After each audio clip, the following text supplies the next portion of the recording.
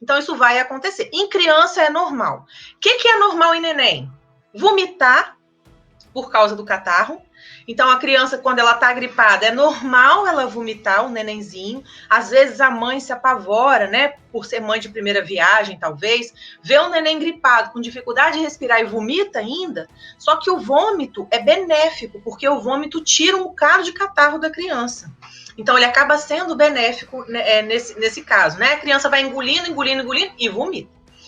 Em relação aos xaropes fitoterápicos, eles também têm esse mesmo efeito de expectorar, de fluidificar ou de provocar uma lise nesse muco. Ele tem, dependendo do xarope, né? Então, você pega um guaco, por exemplo, o guaco é expectorante. Você pega um edera, o edera também é expectorante. Não é porque é fitoterápico, porque é mais fraco, não. Então, se eu não devo dar um expectorante para uma criança de 1 ano, eu não devo dar acetilcisteína, eu não devo dar guaco, eu não devo dar edera, eu não devo dar nada, independente se é fitoterápico ou não, porque o efeito expectorante ele vai existir.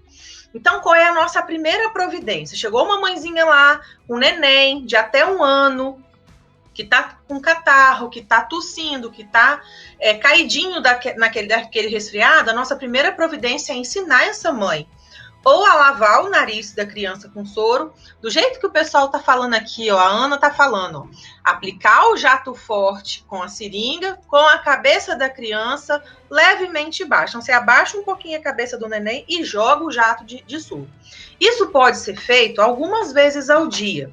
Dependendo da intensidade, do tanto de catarro que esse neném tem, pode fazer 4, 5, 6 vezes ao dia, que não tem problema, tá? O soro fisiológico, ele é isotônico, não tem problema nenhum de ser utilizado nesses casos, tá? Pessoal do Instagram, vocês estão chegando cada vez mais, vem pra cá pro YouTube. Tá bom aqui, tem muita gente aqui no YouTube também que tá interagindo comigo aqui, tá?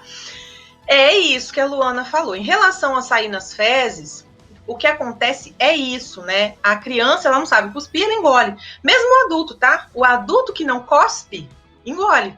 Se engole, vai para o trato gastrointestinal e vai sair nas fezes. Quando você engole o catarro, ele não volta para o pulmão, ele não volta para os brônquios, ele desce, vai para o trato gastrointestinal. Né? Então, é importante a gente entender que o que acontece é isso. Ai, meu celular deu pau aqui. Deixa eu desligar, porque senão vai dar problema. Pronto. Então, aí a Ilana tá falando uma coisa aqui interessante. Eu vejo muitas receitas de edera para bebês de 6 meses. É normal de ver, né? A gente vê, só que da mesma forma como a gente vê outras prescrições que não estão 100% corretas, essa é uma prescrição que nós, como farmacêuticos, a gente tem consciência de que não é a melhor escolha para a criança.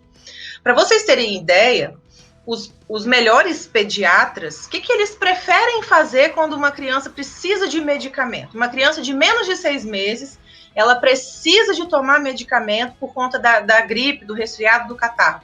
O que os melhores pediatras fazem? Alguém sabe aí para colocar aqui para mim?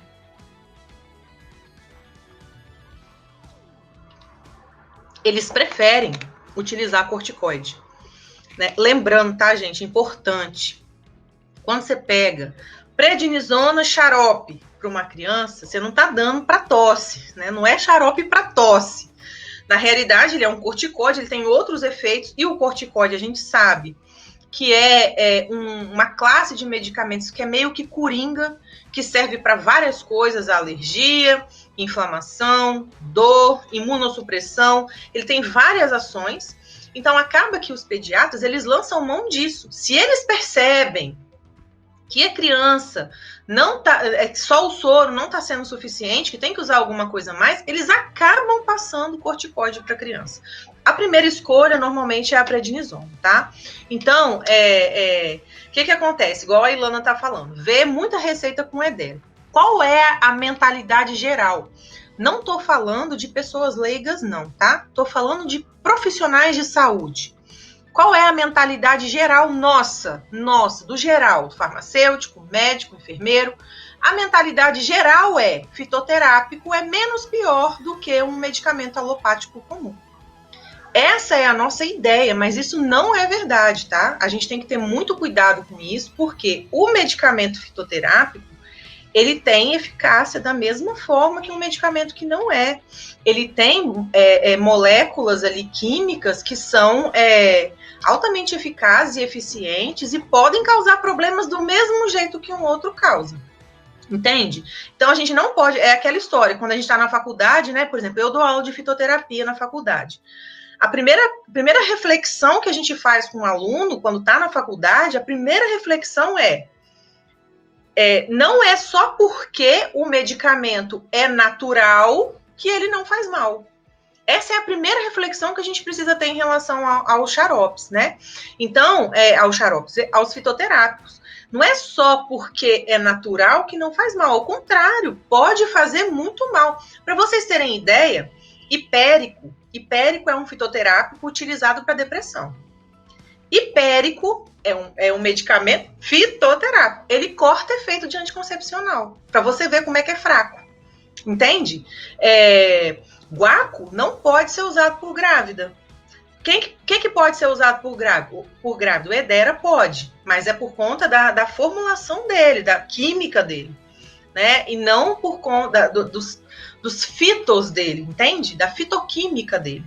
E não por causa dele ser natural, né? Porque, da mesma forma, a acetilcisteína, a grávida pode.